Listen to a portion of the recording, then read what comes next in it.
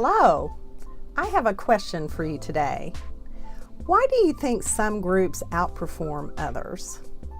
This past weekend, I picked up a book and started reading it. It was called The Culture Code by Daniel Coyle. In it, he talks about a research study that was done where groups of 4 were put together to perform a task. The task was to build the tallest structure out of 20 pieces of uncooked spaghetti, 1 yard of Scotch tape, 1 yard of string, and 1 standard size marshmallow. The only rule was that the marshmallow had to end up on top of the structure. Now, what was fascinating about this story was not so much the task itself, but the participants. So the groups were made up of groups of lawyers, groups of business students, and groups of CEOs, and then finally, groups of kindergartners. So who do you think performed the best? It was the kindergartners. They actually built structures an average of 26 inches tall versus CEOs at 22 inches, lawyers at 15 inches, and business students at 10 inches. And the kindergartners outperformed these other groups time and time again. So what's the catch?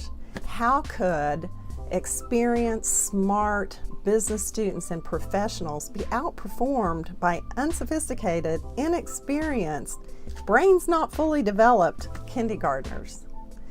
Well, what Coyle found was that upon closer look, the professionals and business students appeared to be collaborating, but they were really concerned with managing status.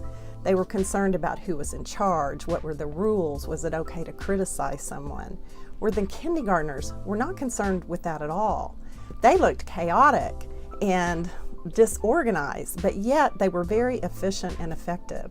They found that the kindergartners were energetic. They stood very close to one another.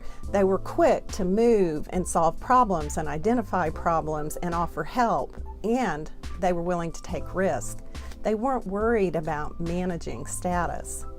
So what Coyle found is when we manage status on teams, we have this underlying behavior that erodes efficiency and effectiveness and actually sets up this subtle competition that's very detrimental.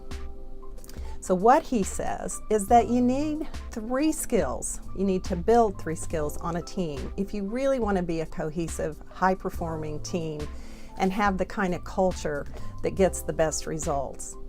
The first skill is to build psychological safety, where everyone on the team feels like they belong and they feel safe to risk. The second is that the team takes that a step further and actually shares vulnerability, that they will let their hair down and not worry about perceptions and just be real and genuine with each other. And then finally, to really work with a sense of purpose. And if a team can accomplish all 3 of these things, they can gain the synergy that they need to be competitive in today's world. So good luck in going out, building these 3 skills as a team, and having the impact that you want to make on fulfilling your team's purpose. Go have a great week.